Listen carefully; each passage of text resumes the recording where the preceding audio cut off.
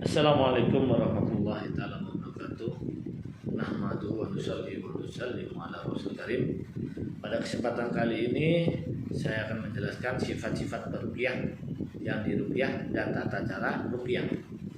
Jadi semua ada tata caranya.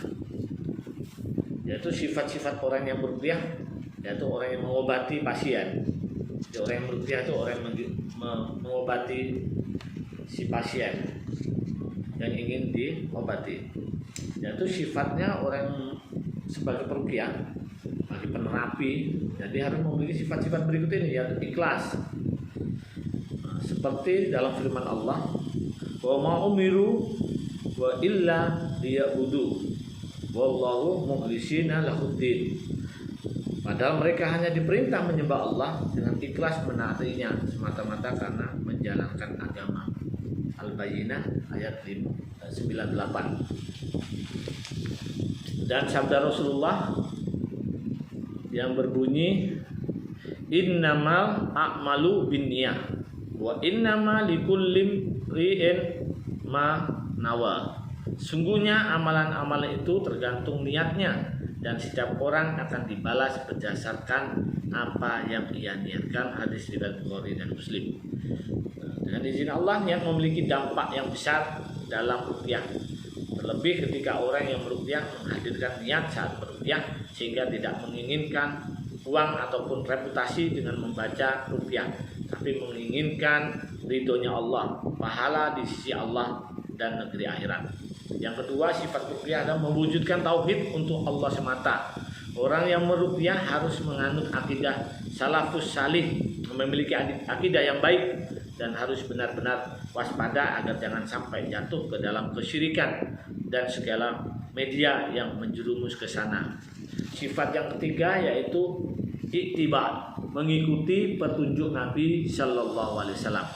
Orang yang meruqyah harus mengikuti petunjuk Nabi Shallallahu Alaihi Wasallam dan para sahabat, jauh dari berbagai macam bid'ah dan segala hal yang dibuat-buat. Ini berdasarkan sabda Nabi Shallallahu Alaihi Wasallam, man ahdasya fi amrina hada ma laisa minhu fahuwa radda. Siapa yang membuat-buat hal baru dalam urusan agama kami yang bukan bagian darinya, maka amalannya tertolak. Hadis riwayat Bukhari dan Muslim. Sifat peruqyah yang keempat yaitu takwa dan ibadah. Orang yang meruqyah harus ahli ibadah, bertakwa dan takut kepada Allah.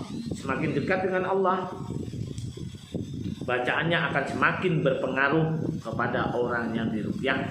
Dengan izin Allah, demikian juga sebaliknya, seperti disebut dalam firman Allah, innama yataqabbalullahu minal muttaqin. Sesungguhnya Allah hanya menerima amal dari orang yang bertakwa. Al-Maidah ayat 27. Sifat yang kelima yaitu jauh dari yang haram. Kemaksiatan dan dosa berdampak besar bagi orang yang meruqyah, sehingga ruqyah yang ia baca tidak berpengaruh ataupun pada orang sakit. Bahkan bacaan tersebut justru membuat setan berlaku sombong terhadap manusia, seperti disebutkan dalam firman Allah, wa may yashu an dzikrir rahmani nuqayyid lahu syaitanan fahuwa lahu qarin. Dan barang siapa berpaling dari pengajaran Allah yang Maha Pengasih, Al-Quran, kami biarkan setan menyesatkannya dan menjadi teman karibnya. Al-Zuhruf ayat 36. Sifat yang keenam yaitu peruqyah harus berpengalaman, memiliki pengalaman dalam meruqyah. Bagi yang ingin bisa meruqyah, dianjurkan untuk belajar ruqyah dari seorang guru yang dipercaya ilmunya, akhlaknya, sifat wara' dan rabbaninya. Pasalnya tidak semua orang yang hafal ayat-ayat tertentu dan membaca buku-buku ruqyah otomatis menjadi ahli ruqyah yang mahir. Ruqyah adalah ilmu yang memiliki asas, kaidah dan aturan. Seperti kata orang, orang bodoh mencari harta, sementara orang berilmu mencari kesempurnaan. Sifat ketujuh dari peruqyah itu melindungi diri dari setan. Perisai adalah salah satu bekal seorang prajurit, sementara bekal orang yang meruqyah adalah zikir. Kalau tidak punya bekal, dengan apa ia akan berperang? Orang yang tidak punya sesuatu tentu tidak bisa memberi, justru ia akan mengundang fitnah dan musibah. Yang tidak mampu ia tanggung. Untuk itu perlu membentengi diri dari segala tipu daya setan dengan mengetahui hakikat dan kondisi jin, tidak takut pada mereka, juga ancaman-ancaman mereka. Sifat yang kedelapan yaitu sabar dalam mendiagnosa, yaitu cepat mendiagnosa adalah petaka bagi berkuliah zaman ini. Padahal mendiagnosa penyakit adalah separuh dari obat. Diagnosa keliru membuat pasien mengalami wam, kebingungan, dan wam termasuk salah satu penyakit berbahaya, sehingga membuat pasien merasa terkena sihir padahal tidak.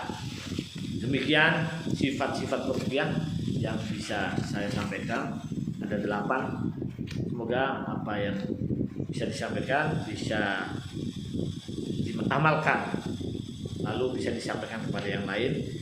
Kita akhiri dengan doa al majlis. Subhanallah bihamdihi, subhanallah bihamdika, asyhadu an la ilaha illa anta, astaghfiruka wa atubu ilaik. Assalamualaikum warahmatullahi taala wabarakatuh.